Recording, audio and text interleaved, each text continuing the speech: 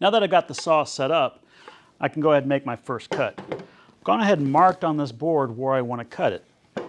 So what I'm going to do is turn on my shadow light, and that allows me to line the blade up with the line that I've already got on there.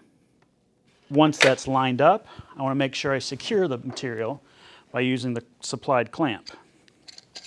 And that simply goes into the back of the fence. Lower that down and lock the material in place. To make the cut, I just simply need to press the top button to lower the head of the saw, bring the saw all the way out, squeeze the power button, and make the cut.